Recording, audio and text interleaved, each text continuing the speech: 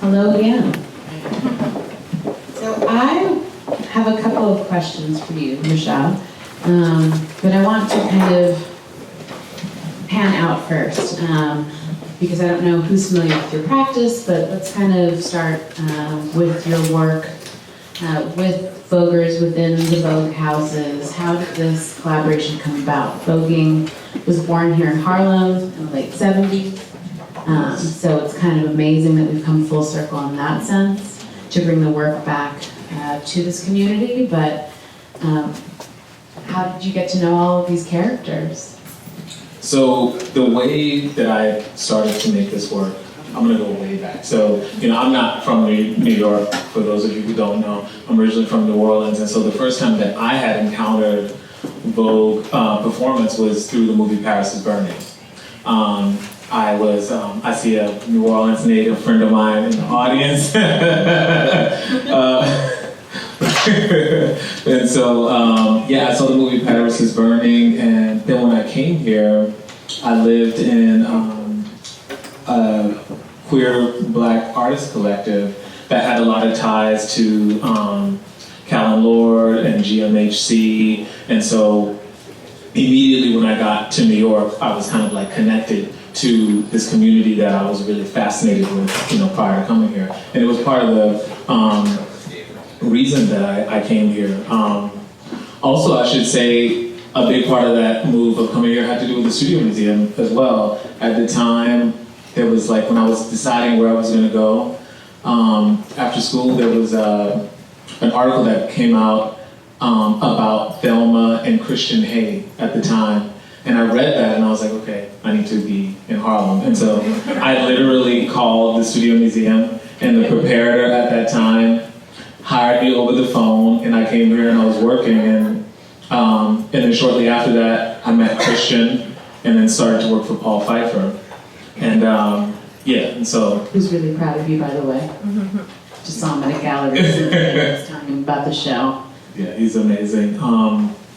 So when I got here, I was really fascinated with that culture, obviously, and so now I'm in New York and able to really engage with folks about that practice. But it started out really more with me just kind of going to balls, and I was often a spectator. I never really walked. I was more a spectator, but a lover of the practice, and became naturally very close with certain people that were key figures in the scene. And so I think when I really started to show the work that I was developing, I'm going to backtrack a little bit. Part of the reason I started to make the work was because I just felt like up until that point, everything that I had seen about that culture and that community was not made by people who were from that community or even looked like people from that community.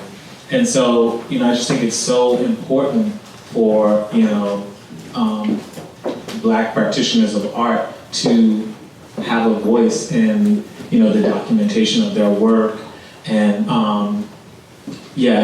of their experiences, of their work. And so, the first project I did was when I was a resident at Location 1, which is an international artist residency.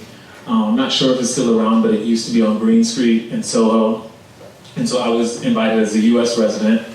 And at the time, I was really close friends. I still am, but I was working with Shane Oliver, who some of you might know. He's the creative director of the really famed fashion brand Hood by Air. But at the time, yes, Shane used to hang out at our house all the time, and so he kind of became like a little brother. And so he would always be at the studio, and he was already designing at that time, and I would make these little videos for the brand that would live on MySpace. So that was all the early advertising for HBA. Do you remember taking Polaroids at Petzl when we worked there? Yes. So the way we met is we, and L'Oreal Monroe was in the audience, we all worked at Friedrich Petzl. I was a freelance preparator, You were like assistant director. Gallerina. And L'Oreal was like a director at one point. She hired me. Yeah. So, and that was really fascinating to me because, you know, it's funny, you know, I feel like now you see more brown people in the Chelsea gallery scene, but at that time, there were not a lot. And I was amazed to see you guys, you know? Yeah. And so we obviously immediately became close and, you know, here we are. But okay, with Shane, so what I wanted to do was, I feel like people's understanding of Vogue performance started and stopped with Paris is Burning, which is a very dated film. You know, the style that they cover in terms of the dance is old way and new way, old way being the original style and new way. And so I feel like I wanted to kind of continue, you know, documenting this culture, but from the perspective of someone within the community. And so I thought the best way to start would be to make something that was like a formal document of the practice, but also as an artist, I wasn't interested in just being like a documentarian. I wanted to make something more abstract and layered. And so I'm not trained as a choreographer. And so I used video, which is my most formal training, as a means to choreograph. And so I asked Shane to come to the studio and he performed Vogue Femme, which is where the film sort of like leaves off. And so I figured I would start with that. And, you know, within Vogue Femme, you have, you know, various styles. You have like Banjicon Vogue Femme, you have soft and you have all these different styles of Vogue Femme.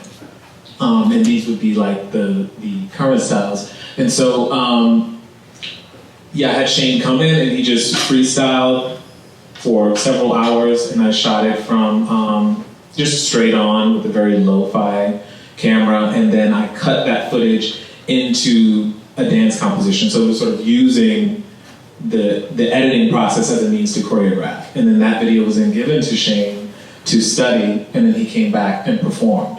But then once he performed, he also added a little improvisation. So we shot that from several angles to make it a really visually interesting experience. And that was how the video Untitled was born. And so then after that, I worked with Twiggy Prada. He's from the House of Prada. His name is Darren, actually. But he, and if you can believe it, this video was done in 2009, right? He was already 43 years old. Can you believe that? He was 43 years old. That's crazy. So he. That's just embarrassing. I know. And so Darren is very well known in the scene as someone who's really good at New Way. And you know what? These videos. This series is not done. Actually, I have to come back to that. But what I wanted to do is create these sort of like portraits of this dance, but using the camera as a way to achieve that. You know, so they're portraits, but then they're also studies of a form. Of several forms. Because what really attracts me more than anything to Vogue, and why I keep coming back to it, is the forms that are created through the dance.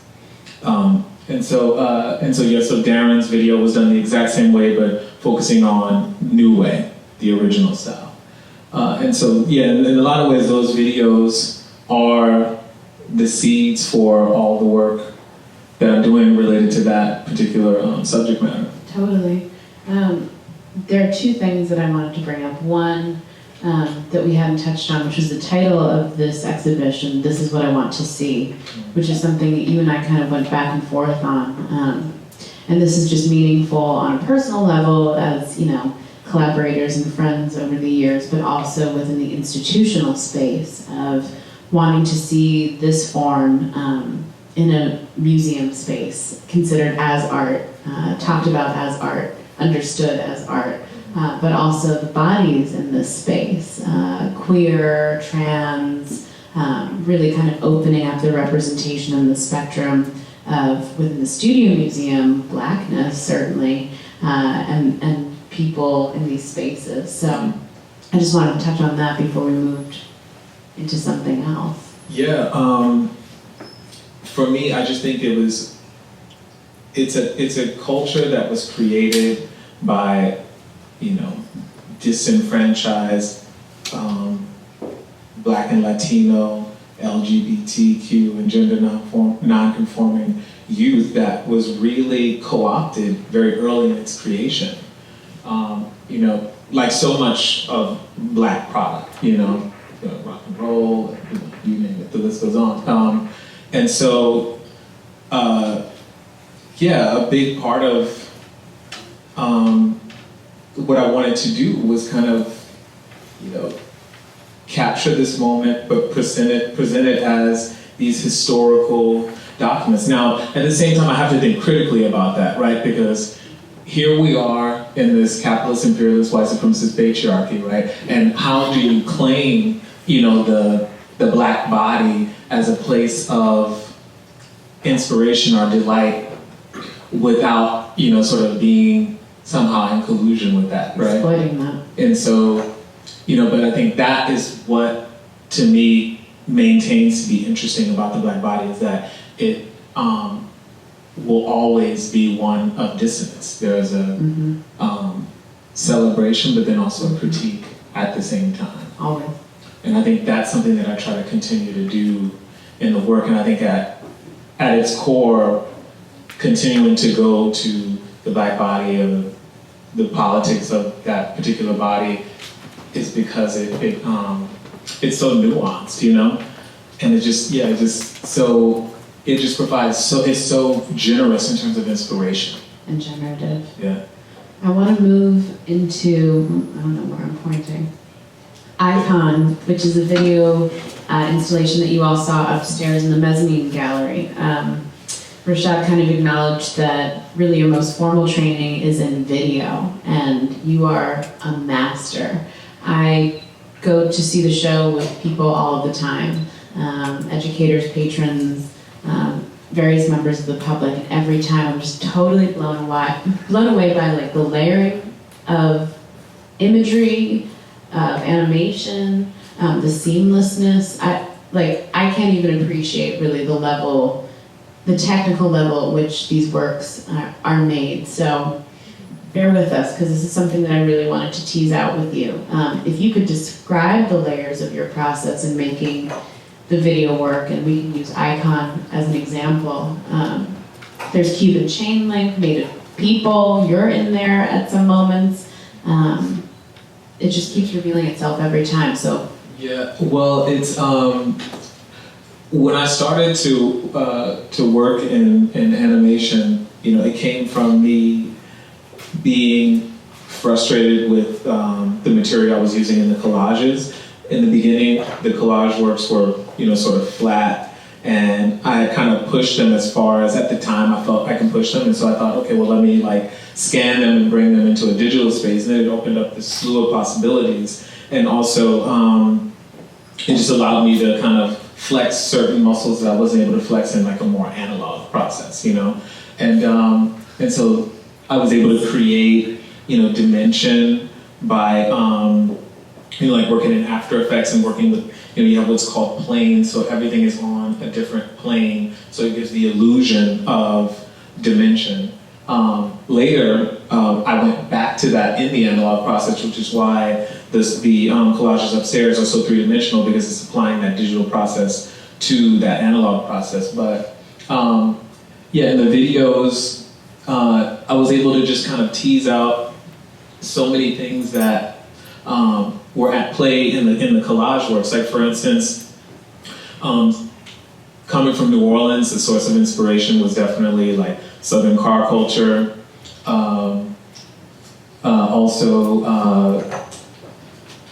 early hip hop album covers, specifically No Limit and Cash Money, where everything is constantly in this perfect state of sparkling, and so that's why everything within the videos is always sparkling, is kind of an ode to that.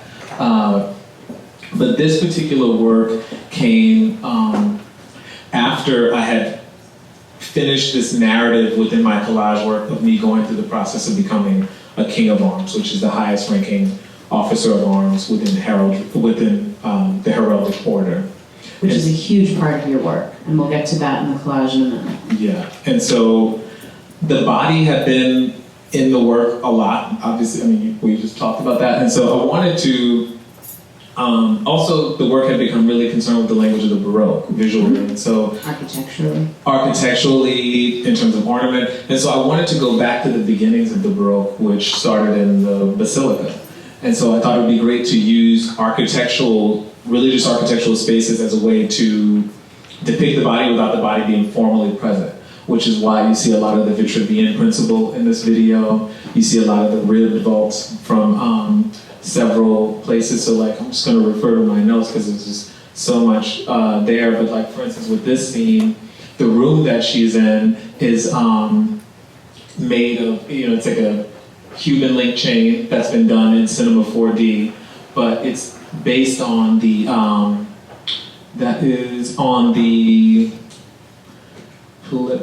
make sure I have this right. The preliminary drawing for the Gloucester Cathedral in England. And so I had used in some of the collage work, images of the spaces, so I wanted to kind of depart with that, from that, and work in what would be considered more minimal for me. Yeah. It's all relative. Yeah, right. So rather than work with the space, work with the plans for the space. And so those, when you break those buildings down into the plans, they're really beautiful minimalist drawings. And so I use that as sort of like the blueprint for the room that she was in. Can we talk about this one? Like how all of the rain. Yeah. And so, so this is very much, playing with the Vitruvian principle, but inserting the black body within that. And so the outer rings are, from a watch that I bought, downtown, like the garment district. It's like really over the top, diamond watch. And each bezel, is on a different layer, spinning in opposite directions. And then the central part is from the, that one is from, let me just refer to this. Like a Roman oculus. I just want to make sure I get it right, because this is... Because we're going to be quoting you later. Okay, so yeah, this one is from that ceiling in the middle is the Saint Andre de Val in Rome. And then when it flips over, the center part is the new synagogue in Hungary. And so I just really love those architectural spaces, and so they just really made sense in the center. And then, the body is kind of like using that as a place to perform. But it's funny, I'm just realizing now that icon, which is the title of the work, has like a double meaning. Like someone can be an icon, a figure, a symbol.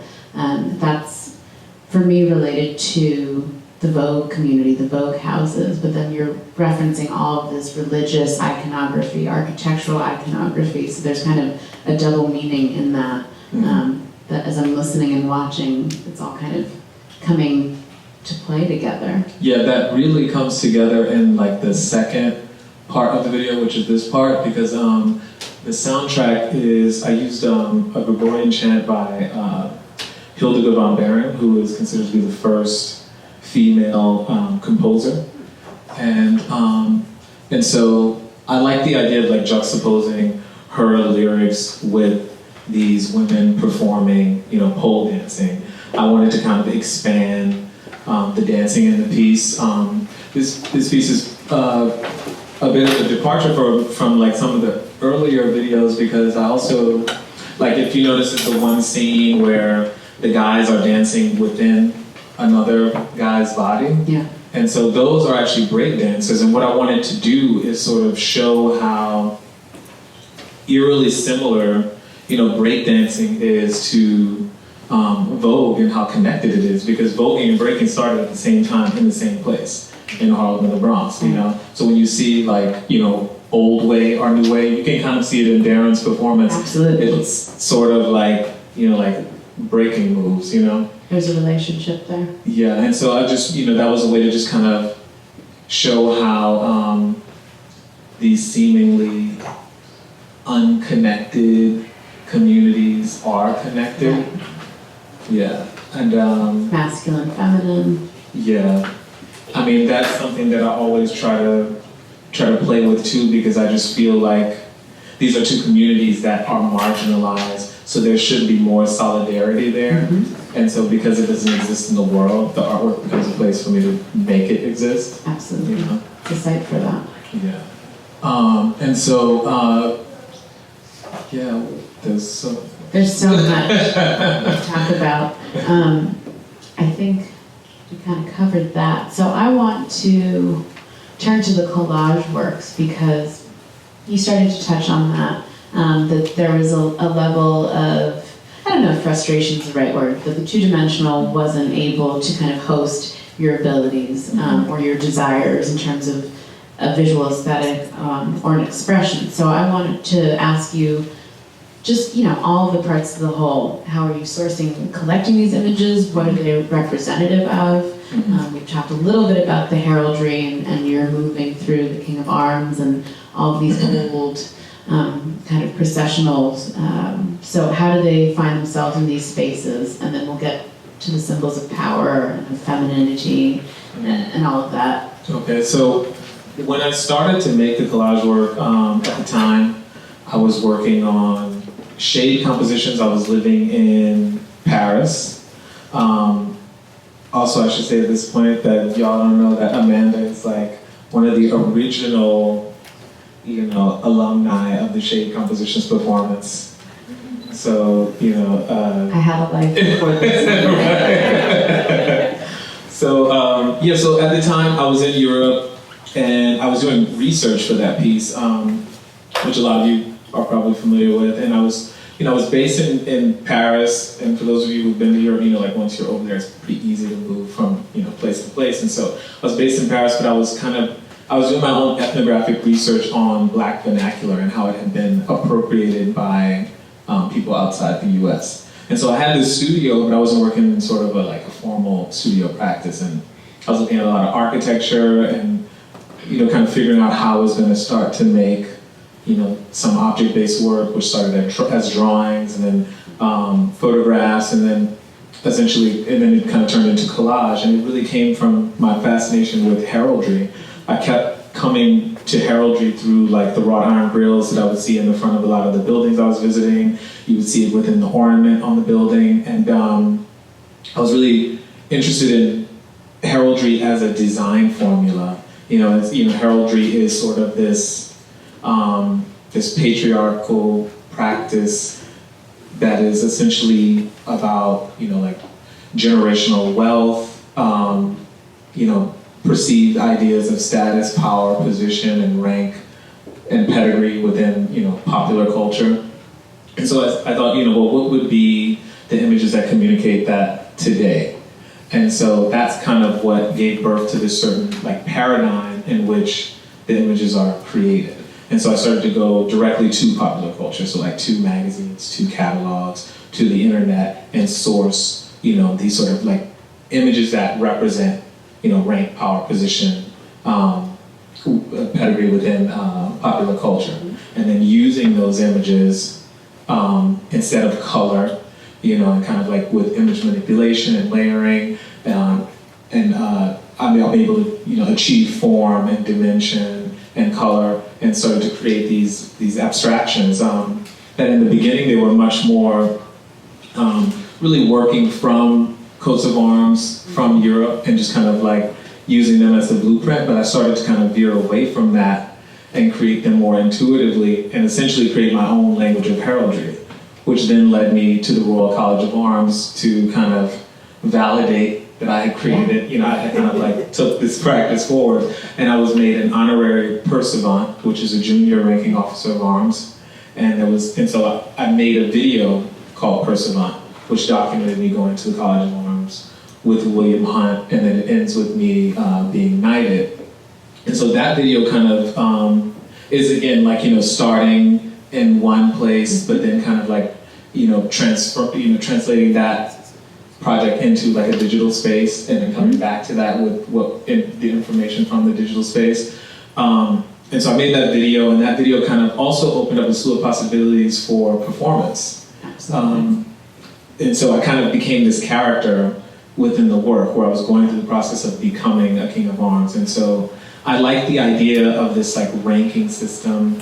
I feel like I was playing with that in the work already by, incorporating heraldry, which has a lot to do with knighthood and monarchy. But then also thinking about that in terms of the ballroom scene too, and like how you have like, legend, statement, star, icon. Categories. Just how these categories just keep coming back. And so I wanted to use this this system within heraldry as a narrative arch in the work. And so, there was a show, the first show was anchored by the video Perseverant. The second show was anchored by a video called Herald, and each video consisted of me being knighted to become that second rank. And then the work was kind of inspired by, certain ideas around the role of a herald, but really kind of playing with that. So like in the second video, Herald was really when I feel like the frames became really a major part of the work. Because in a lot of ways I was reframing, take these images function a certain way. So once they enter that paradigm, it's sort of like there is a sort of like distillation process. And so they have been in a way reproposed, reframed. And so I wanted to bring that conversation into visual. Yeah, into a visual space. And so you all can appreciate, when you think of something antique, or you were talking about generational wealth, you go into a palace and everything's gilded, right? It's very ornate, it's very Baroque, everything's gold, there's detailing. So when you talked about the literal frame, which we see here in the background, and you saw upstairs and we can talk about that process too. What you're really talking about is also like collapsing and combining and making parallel these orders of power, of wealth, but within a community of color, right? Within pop culture. So then naturally the gilded frame becomes something that's sealed in leather and black fur and a little bit of the Cuban chain link.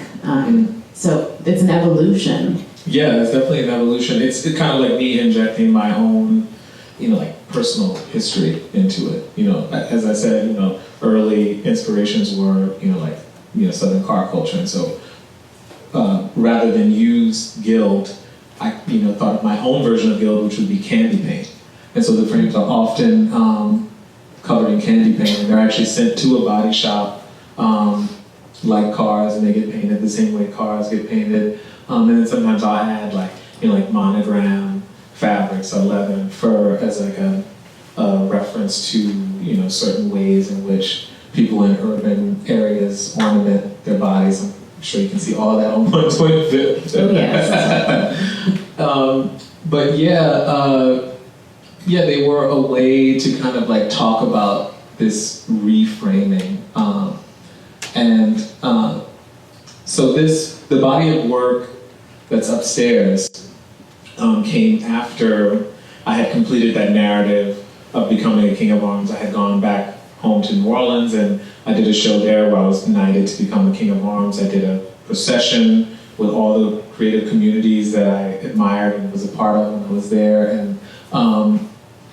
And so that kind of ended that narrative. And so at that time, I was thinking, I was feeling like the work was starting to get like separated. I felt like the viewer was, or at least information I was getting was like, people would see things as separate. They would see like the collages as one thing, the sculptures as one thing, the performance as one thing, the video. And for me, they were all referencing each other very, very clearly.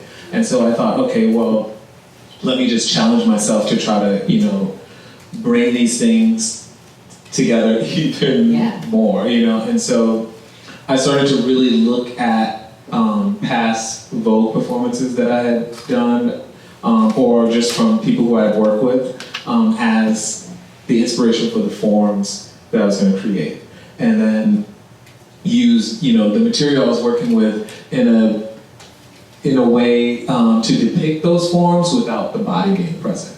And so that's why that the dome is always central in those images, because it's a obvious depiction. It's the Vitruvian principle of the body.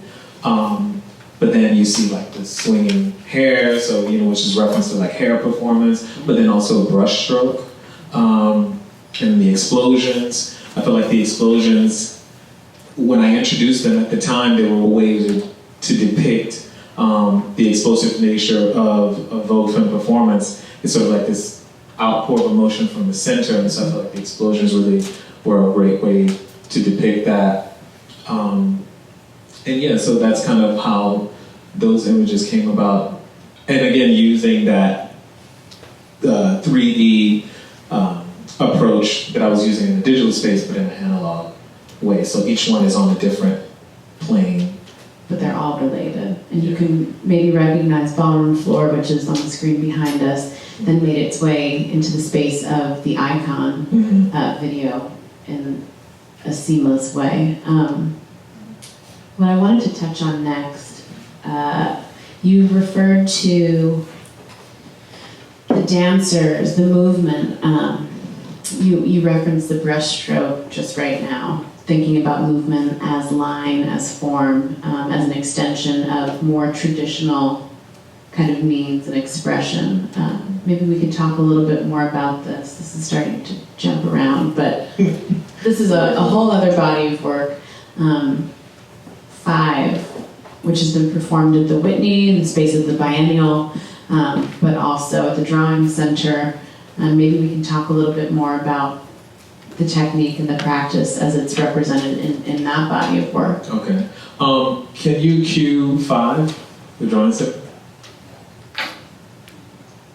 And so, yeah, that performance came, it sort of, in 2010, I was asked to show the 2 videos that are upstairs in the Whitney Biennale. And at that time, I was developing a program that would track the motion of color in real time. And I wanted to use that to make drawings. And so I was using a video camera connected to the computer, which was running the program. And so based on this sort of like color spectrum, and based on the XY coordinates within a sort of predetermined space, I can create a continuous line following that color. And so, which essentially allowing me to realize these forms that I was seeing in the dance. And so in my mind, I was already seeing that. So like using technology was a way for me to kind of like actually bring that to life. And the early program required the dancers to have on, a specific bright color. And so the line would always correspond with that. But more recently, I rewrote the program and incorporated the Xbox Connect, which is a camera that has a chip in it that recognizes the human form. And so it opened up a slew of possibilities for the performance in that I wasn't so reliant on these colors, which was kind of hard to get like a very accurate tracking. Right, I remember that. And so now, and also it opened up other possibilities in terms of like the staging of the performance and the wardrobe and like beauty and everything. And so I wasn't like tied to this like very strict like color presentation. And so, but I still kind of kept that a little bit within like the makeup and stuff as a way to connect each dancer to their respective line. And so now what I'm doing is using the Connect, because the Connect is, recognizes 3D, recognizes depth. I can save rather than 2D information, 3D information, and then actually produce those objects as sculptures that are one-to-one of the performance. And so that's where I'm at now, is actually like turning that, what you would see rendered during the live performance, into like an actual physical sculptural form. Yeah. And so the line is about 3/8 of an inch thick, and it's following the part of the body that is most dedicated to that particular element. And so the way the performance is set up is it's I wanted to use that opportunity at the Whitney because, you know, I had some kind of like this stage, right, as a way to educate. And so people were so in the dark around Vogue film performance, you know, because whenever people would talk about Vogue, they would talk about Paris is Burning and it was just so dated and Madonna and all of that. And so I went into the community and got those who I felt were, you know, the most proficient in and celebrated in one of the particular elements that make up Vogue film. And so Vogue film performance consists of 5 elements: hand performance, catwalk, spin dips, duck walking, and floor performance. And so he's performing floor performance right now. He is an amazing dancer. We've been working together for years. He's actually now on tour with Rihanna. And so what I wanted to do was sort of like create these dance sequences based solely on that particular element, but work with musicians to create a score for each performance. And so I've always been a big fan of John Cage and Merce Cunningham and their whole idea of chance performance, and that dance and, you know, dance can happen without the music being present through the notion of a rhythmic structure. And so I would work with the dancers on this Vogue beat that's on a 4, and then I would work with musicians who I felt like played an instrument that sonically mirrored what they were doing physically. And so hands would be the flute, catwalk would be the violin, spin dips would be the saxophone, duck walking was the drums, and floor performance, the electric guitar. And so I would work with everyone separately, but on that same rhythmic structure. And then on the night of, we come together, and then everything comes together, you know, like seamlessly. There's also 2 voices that I work with separately. One is a Vogue commentator, Kevin Jay-Z Prodigy, who is essentially like the voice of the global ballroom scene. And we've been working together, not only the voice of the ballroom scene, but he's also like the voice in my work. And then Stefano Cornelius, who is a friend and you know, Grammy Award-winning bass, baritone, you know, opera singer. And so they kind of also collide at the same time. So it's like a mashup of all these, you know, desperate elements, right? But they come together really harmoniously. It's a beautiful performance. Do we have footage of that? Yeah, well, this is, would you like to... Can we cue to the next? The sound, you mean? Because this is the performance. Yeah. You can hear the sound if they bring the sound up, yeah. Let's not complicate things. Okay. I can't remember what was next. But yeah, I recently did that piece at SF MoMA. Yeah, for their inaugural Art Bash. And so now the data that was captured from that will become sculptures. It will be the first in that series of sculptures. You can kind of see what they will look like there. I feel like this is an appropriate time without sound to talk about the element of sound. So much of your role as an artist is as a choreographer and as a producer of the video work, but of the performance work that you've talked a little bit about tonight. But what I want to talk about is the music, because it's the backbone for all of your work. As long as I have known you, and as long as I've been following your work and thinking about it. And you had touched on Kevin Jay-Z Prodigy. We had talked about the irony of his voice not being present in the exhibition in the literal sense. We don't hear his voice, but he's represented in the space of the collage work. The refrain that is also part of the title, "This is what I want to see." This is something that MCs kind of, Kevin created that. It's his tagline. Well, specifically when we started working together. So it's like a phrase that is consistent within the work where his voice is present.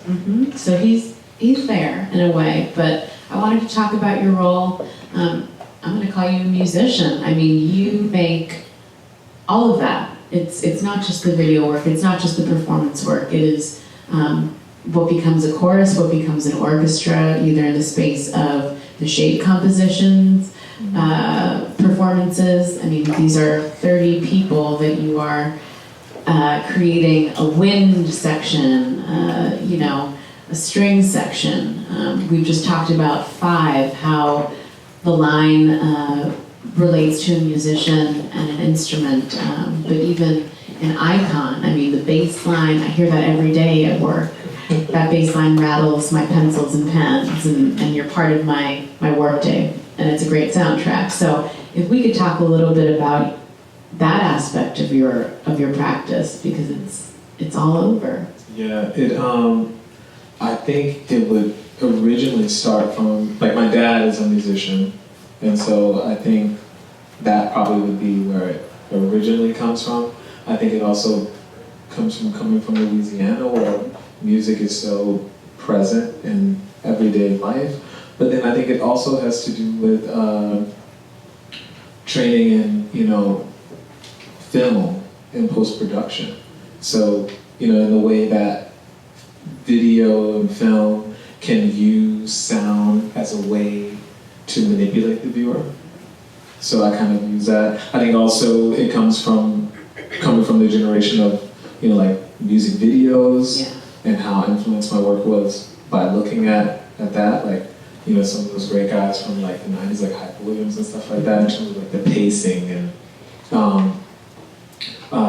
and so I think that's really where it comes from. But then also there's been like a lot of silencing, I think, within the Black community and Black cultural product, right?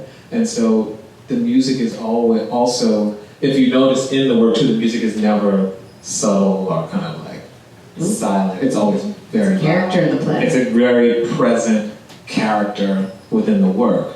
And it's very boisterous and it's loud and it's beautiful. Yeah, you know, also, and so that it was sort of a way to kind of combat that, you know, to kind of, you know, an allegory for like the lack of voice. You're kind of like giving that voice. And I could not have chosen anyone better than Kevin. You know, Kevin to me totally embodies, if my work could physically speak, what I would want it to sound. Yeah.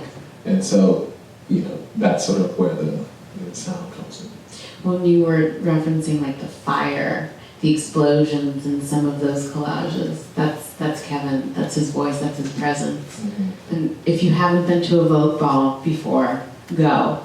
Rashaad hosts a Vogue ball every September, so I hope to see a lot of you there. All of this will kind of come to light and to life. I think now might be a good time to talk a little bit about, you know, we've addressed the work that's in the space of the museum from 2008 to 2014, but you're into expansive territory and you keep going. So there's another show that's up now at your gallery de Buck called Stop Playing in My Face. Yeah. And maybe we can talk a little bit about that before we blast everyone with a clip. Yeah, so that show, it came from me asking myself, you know, this very like art school question, what is your work about? You know, and it's that question you get for the artist in the audience, like when you go to a university to speak, it's like some student always asks that, and it's kind of it's a very problematic question because for me, you know, work, sometimes you don't know what a work is about until you come in contact with the right viewer. Work can be about different things at different times, but I do think it is a relevant question to ask yourself. It kind of keeps you focused and on your toes in terms of your practice, and so I kind of forced myself to answer that question. And what I came to is that the work, all in all, is essentially about the importance and complexities of agency. You know, I think you see that in shade compositions in which, you know, it's sort of me attempting to give agency back to the Black community surrounding Black vernacular, you know, and using that as a springboard for sonic abstraction, right? Within all the work that I do with and about the Vogue community, it's giving, you know, agency back to the community that created and distributed and distributes that that culture. And And so when I found myself at my work table, I wanted to start with these forms that I was really fascinated with, and they all happened to be coming from these trans women that I had worked with in the past. One of which is in the Icon video.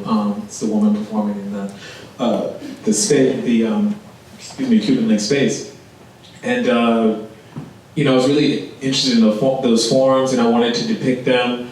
But as I mentioned, my work is working in a certain paradigm in terms of like where my images come from, and so I'm looking at these forms created by these trans women, but the bodies that I'm using to build them are coming from, like these magazines like King, Excel. So I'm using like cis bodies to build these trans bodies forms, right? And so I'm thinking about agency and how these two bodies access agency within the world, POC, cis women and trans women.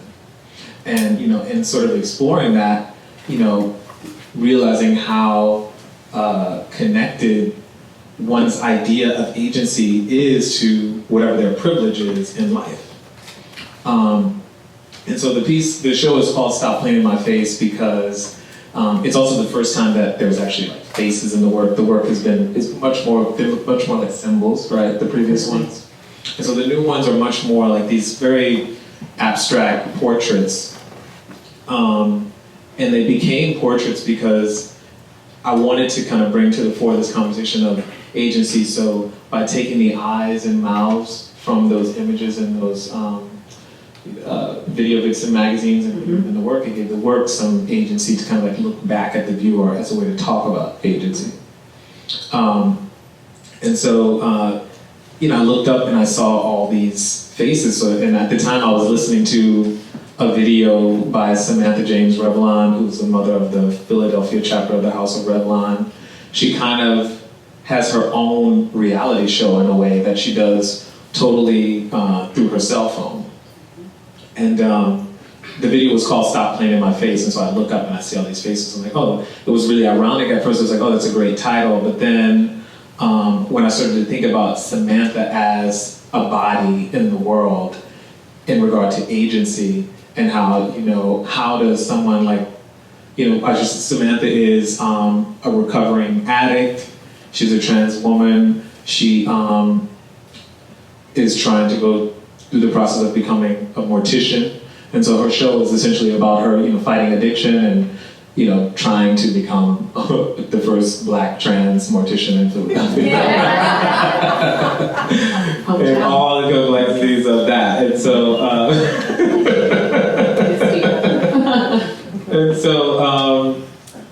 and just the fact that she's able to just take that space, just like, I'm going to take my phone, I'm going to document my life, and then people actually paying attention and caring and following her on social media and stuff, and like using like Western Union as a way to fund the show. So it's really like she's producing her own show from her cell phone. Is that not a form of agency? Absolutely. Within a space where there's very little agency, right? Our agency is suppressed. Right. So like, it was just making me think about agency in terms of like, and I've always been interested in ideas of agency outside of academia. So like, how do people who don't have the privilege to know or to come to know a Bell Hooks or Gloria Steinem, or Judith Butler? How can they access those ideas? Right, but I'm really interested in like people who access that as a mode of survival. It's just, you just understand that the world you're in is not going to support you and you revolt. And what does that look like, and what does that mean? I think that's such an important thing to ask, specifically within the context of like the Black community, and so those are kind of like all the ideas that I was thinking about when making that work.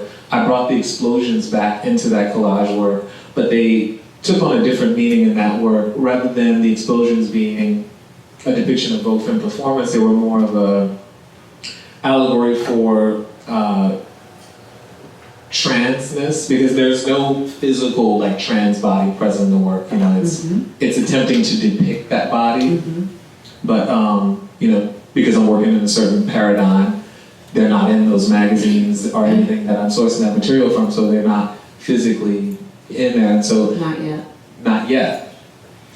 But the explosions were a way to kind of, for me, they speak to not transness as an identity, but as a state of mind, like to transgress, To transcend. To transcend. Fire is a purifier, so it's like it wipes the slate clean. Mm-hmm. It's also like kind of like the obliteration of social norms, the obliteration of past conversations within the work. Mm-hmm.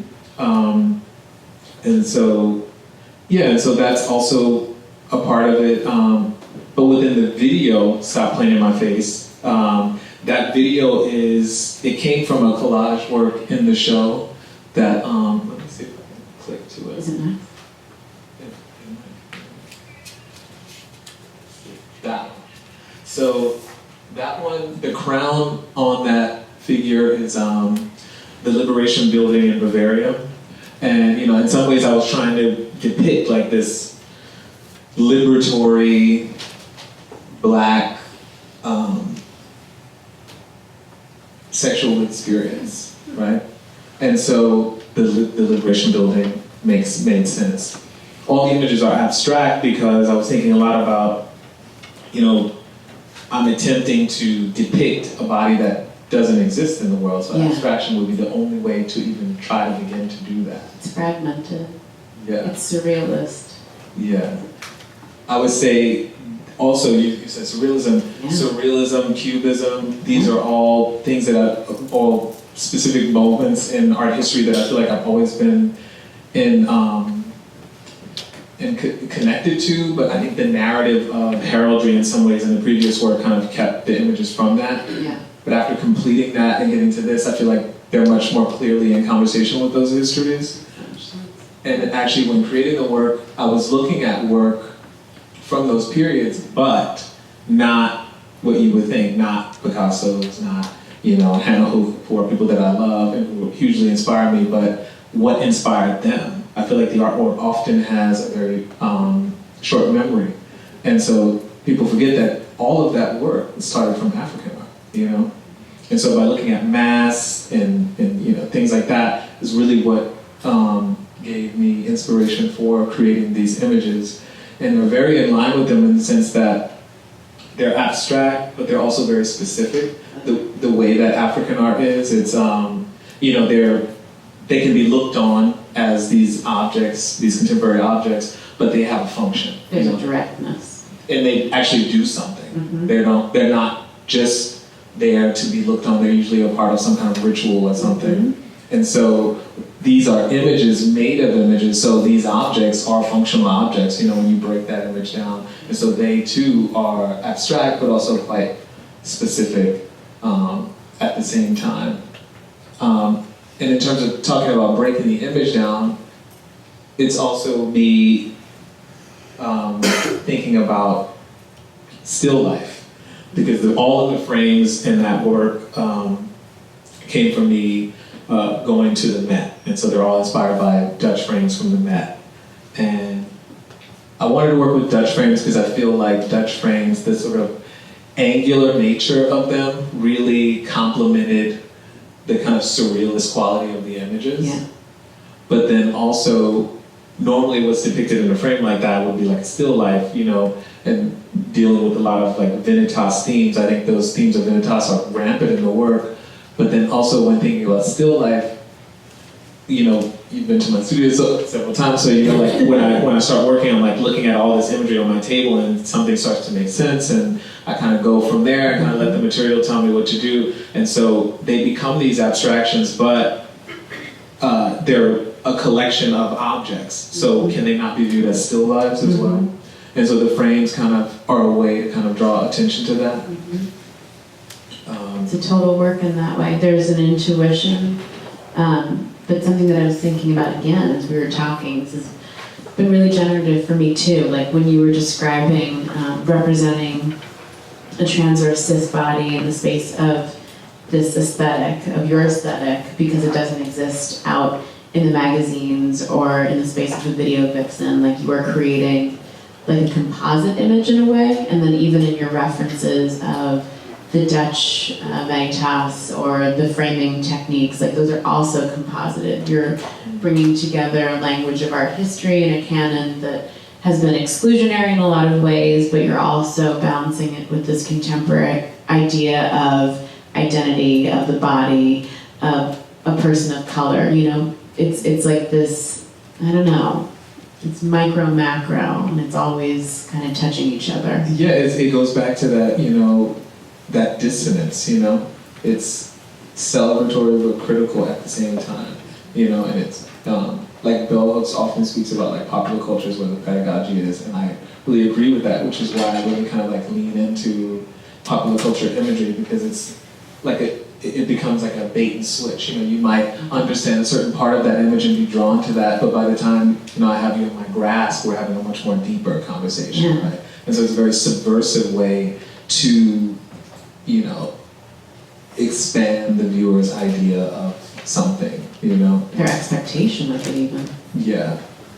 And so the video Stop Playing in My Face was that collage that I showed you earlier. It was, what I did was I recreated that work in a 3D program and then shot on green screen Leomi, mother of the House of Amazon, who is the most, you know, famed Vogue film performer in the world, and she's a trans woman. She's really incredible performer, and so you know, we met up and we had several discussions, and I really wanted to bring that body that inspired the work formally into the work, and was thinking about the way to do it, and so it just made sense to work with that particular collage because it was trying to depict this like image of liberation. Yeah. And originally, so that image, it has these statues at the top, and originally it was going to be like all the girls in her house. But then when we spoke, she spoke about how part of the trans experience is that you kind of have to be your own supporter, your own cheerleader, and it made me sort of like rethink that. And so rather than there be other people, it was just her multiplied, and so she's kind of like holding court at the top of this, you know, like liberation structure. But then as the image pulls out, you see that it's that collage, but realized in a digital space. And the sonic component is made from, I worked with Hitmaker Chinks, who's like an LA-based producer who's really amazing, and kind of really started the whole like flex music movement. And but the vocals are from several scholars speaking about ideas of feminism and agency, ones that I admire. But it's kind of a motley crew though, because it's like voices that you normally wouldn't hear together, but I think that should be more in conversation. And they all have points, they don't necessarily agree, but they have very valid points. And so that was me sort of kind of like working through my ideas of feminism, or feminism and agency. Because I've also been at odds with that as well. You know, like when you think about just the whole idea of feminism itself, feminism to me has done incredible things for the world, but also when you think critically about that, the people who started that movement had the ability to do that because of how they looked. And so when you understand that we live in a capitalist, imperialist, white supremacist patriarchy, then you're aware that these things are all in collusion to oppress us all. And so you have to also call on the carpet the fact that that was able to exist at the expense of others. You know, I'm so glad that it exists, but you have to also consider that, you know? And so it just made sense for me to bring together different voices to kind of like piece together how I was feeling and thinking about that whole idea of feminism and agency. I think that's a project that I'm going to continue, because there's certain voices that didn't make it into it that I want to be in it later. And so it's Bell Hooks, it's Janet Mock, it's Marcia Blackman, Lena Dunham from Scandal. I don't know if you saw that episode of Scandal. she read Olivia. It was so good. It was so good. Yeah. She got, anyway, Who can read Olivia too, I don't know. right? But she managed to do it. So that was in there, and Back to me now. so yeah, and so that's the audio. So Let's yeah, play it. Yeah. Let's play it.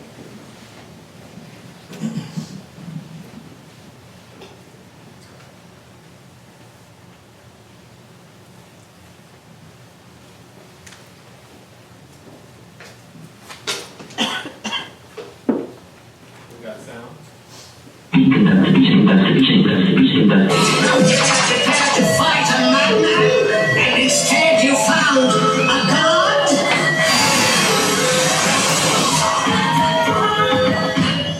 I'll give you the definition of stop cleaning my face. I'll give you the definition of stop cleaning my face.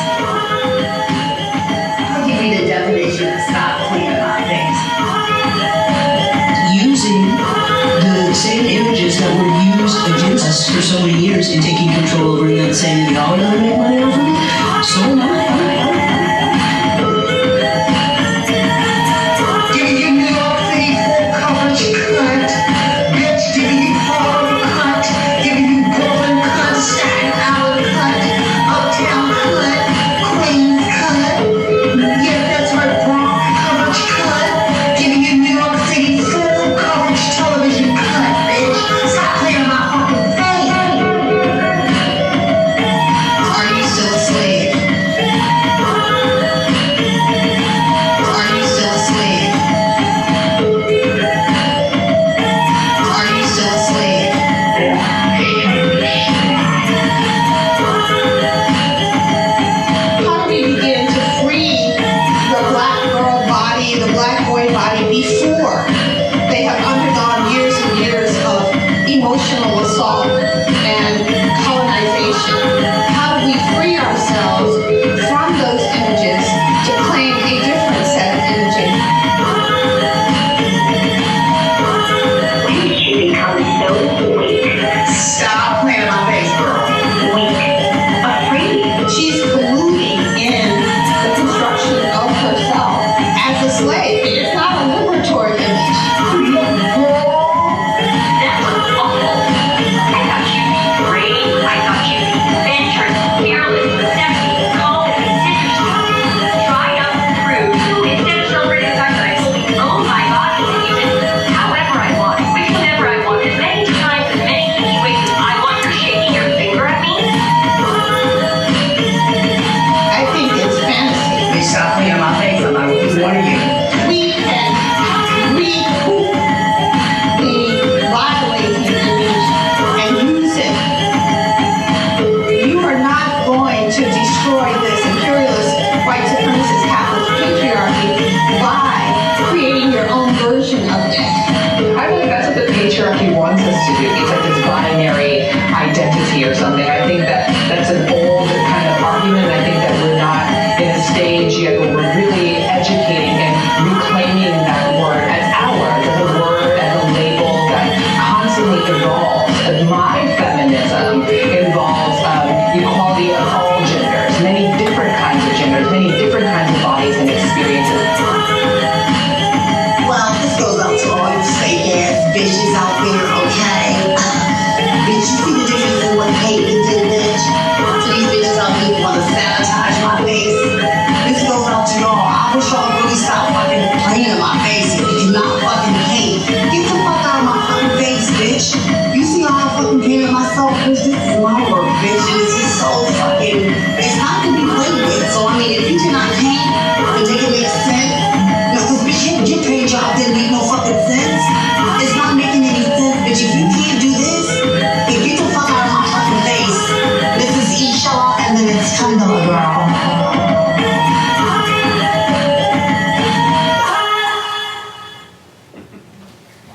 Amazing. Thank you, Rashaad. Thank you.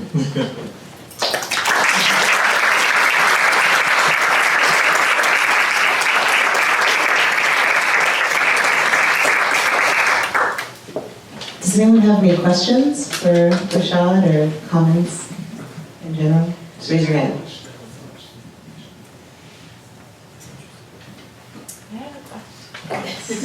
I should know the answer to it, but I've always want to ask.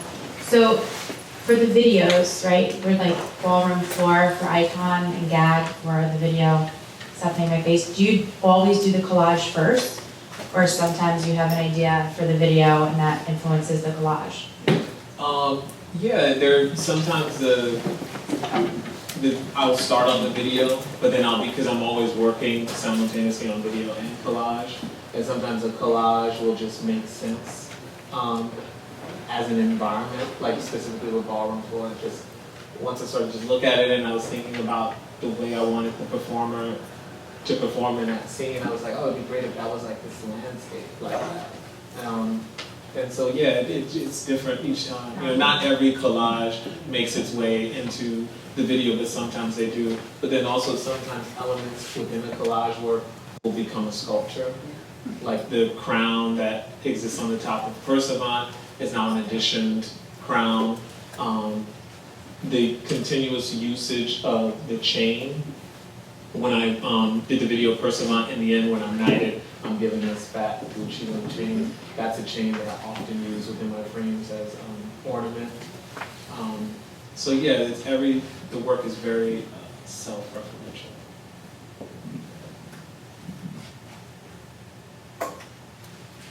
Darwin. Thanks for the conversation. This has been phenomenal. I'm wondering if you could tell us a little bit more about the Royal College and your experience there. I'm reminded of Nika Shonobari and his acceptance into the member of the British Empire. And I believe he speaks of that as being a bit ironic. And it's interesting his take on that induction, whereas your experience seems to be more celebratory, a more celebratory part of your art. Mm-hmm. Well, for me, what it allowed, it kind of gave some legitimacy. I mean, I don't value it anyway. A lot of ways it's me kind of like taking the piss, you know, but it's like, I was creating this language of heraldry, right? For me, it's really something way beyond that, but it just kind of made clearer the art historical reference that I was working from, and allowed for that much more of a legitimate critique, if you will. So by being able to say that, oh, I'm actually a Percival, you know, and actually being able to critique what that means, and you know, it kind of, in some ways it's different from just approaching it completely from a distance, you know. I see it as you reclaiming it to look at it, to like investigate it. Yeah. You know? Yeah. But that's my read. Yeah. Yeah. Yes. Oh, here I go. I just wanted to, or I was interested in how you get, I guess, the cuts of the chain so accurate. Is it like a laser cut, or is it like by hand with an X-Acto knife? It's all by hand, yeah, all by hand. I looked into the laser thing at one point, but I find that it like burns the edges sometimes. So it works for certain things, but not for everything. These chains are, you know, sometimes in the image, the size of an actual chain, or sometimes smaller. So it really requires a hand cut. So it's a lot of exact, I go through a lot of exact things.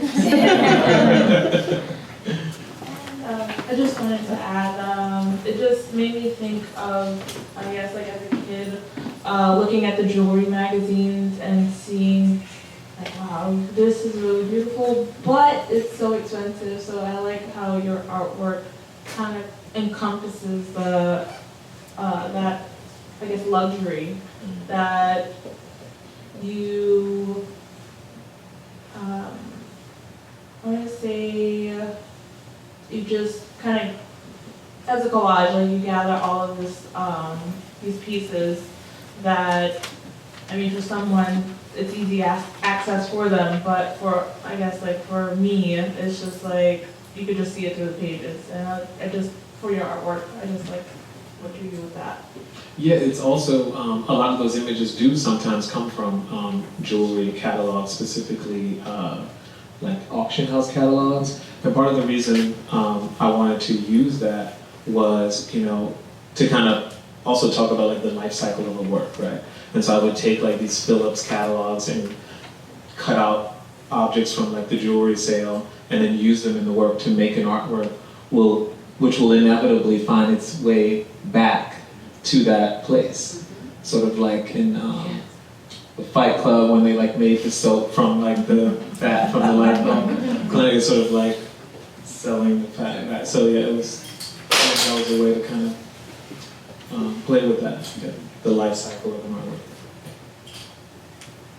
I have a question, so I'm just going to cheat. I'm just wondering, as far as technology goes, like if there's other kind of aspects to how you see work that, you know, for instance, it was so compelling to me to kind of imagine the link between you seeing something and then finding or making a program that can actually illustrate how you're seeing the world for other people. Mm. And I'm just, maybe this is like too much speculation, but I'm wondering if you can imagine some other type of technology that can help, you know, for you to continue to kind of innovate in the way that you are illustrating what you see for audiences. Yeah, I mean, for me, the one that I'm most interested in now is like the way I came to the whole programming thing. I have a really good friend from Switzerland named Moritz Wettstein, and he is a really amazing programmer in this program called Pure Data, which predates another program called Maximus P&J.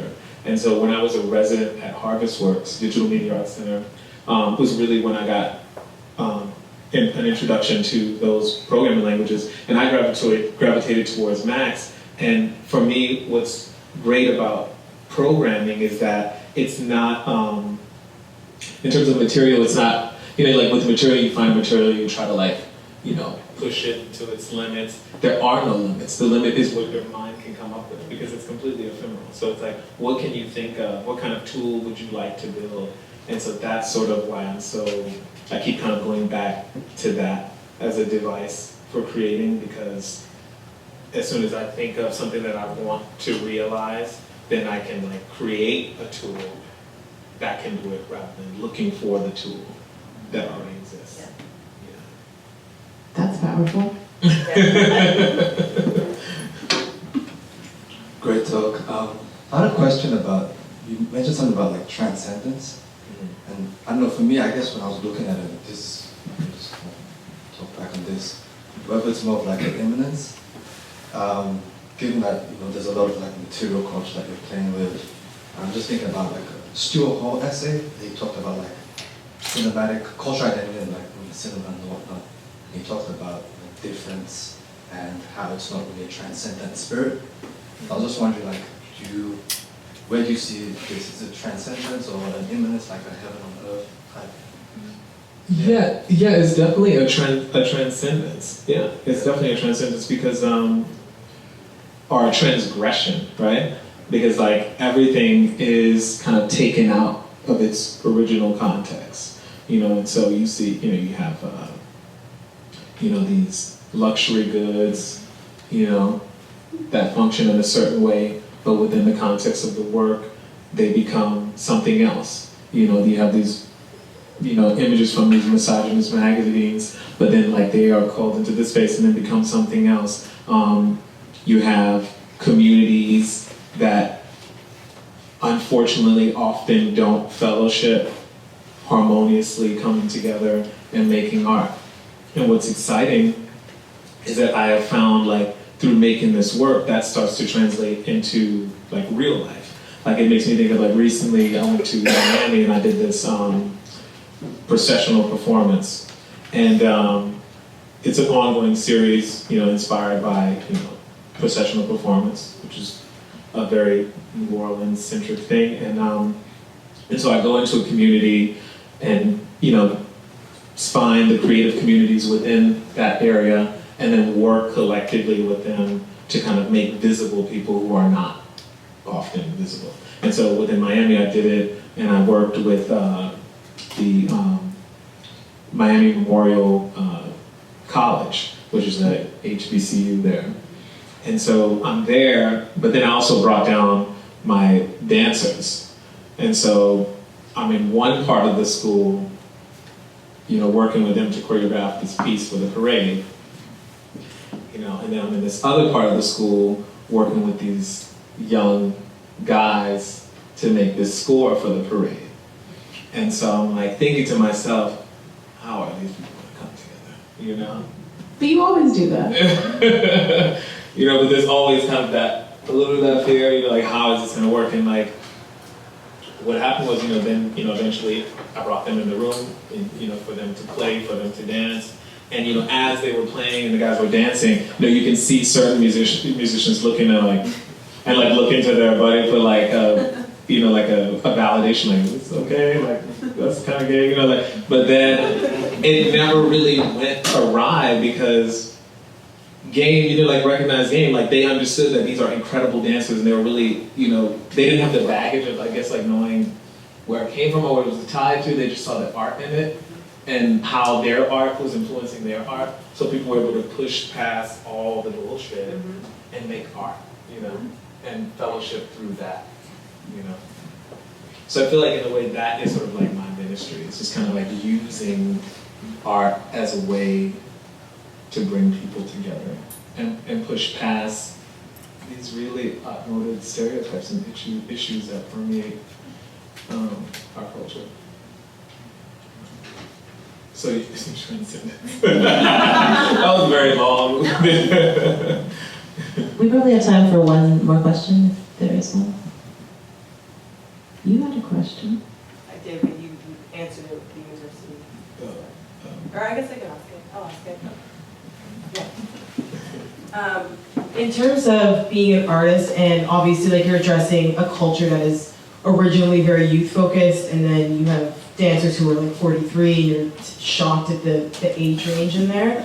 What is your perspective on, as an artist, how to kind of break barriers among youth? And I mean, kids grow up with, parents are the reason that kids grow up the way they do. So what is it, do you think, to address making kids more accepting and understanding of what's happening in the world, and also letting this kind of art influence what they're doing as well? I think that is a little bit easier to do sometimes in this work because, well, specifically the work dealing with ballroom culture, because it's a community that already it was marginalized, and so also within that community, a lot of kids find themselves forlorn, by way of their lifestyle choices, or the way that they identify. And so elders within that community then become parents for those people. Not always the best ones, but it's a version, right, of it. And so, and that way, it's a little bit easier to bring the older folks and younger folks together. It's really through the practice, Yeah, I think that's a way in which I've been able to kind of push through that, just by way of the nature of the community that I work with and part of. But I want to jump in on that too. I know it wasn't a question for me, but it's also important to think about it in the institutional context, to go back to the fact that this is a form, it's an art form represented in this space. We have education programs that start at 5 years old that go through an elderly population, people suffering from dementia and their caretakers. So this work has now been seen by a whole spectrum and various populations, right? And it's been interesting, the conversations that I have within the museum about the work and how it functions, and particularly with our educators. And there's one educator who talks about just even the power of putting someone who identifies as queer, who is an educator, who is then educating, these 5-year-old kids, and all of a sudden, that's just a person in their world. That's somebody who's educating them in the museum, and that's a way of connecting to other without having to kind of explain it or legitimize it or justify it and relate to it in that way. It is just a queer person of color taking you through the museum exhibitions, looking at Rashaad Newsome's work, looking at Vogue, Voguers, their bodies, and seeing that in space. And I think there's a real power and incredible kind of like tool in that, you know? But I think to go back to your question, I think essentially what it is that is the beauty of what art can do. Is that it can, you know, to make an artwork is to kind of like start a conversation. And so you imbue this object with all this information and you put it on the wall, but that's only part of it. Like once it's on the wall in the space, it's to start a conversation with people so you can continue to talk. And I think, yeah, that's the beauty of it, is that through art, you can bring people together, you know, just through creativity. And yeah, it's because you're speaking specifically about, All the complicated things. without dealing with, like, I guess, like reality. It's a departure. And an entry point. And at the same time.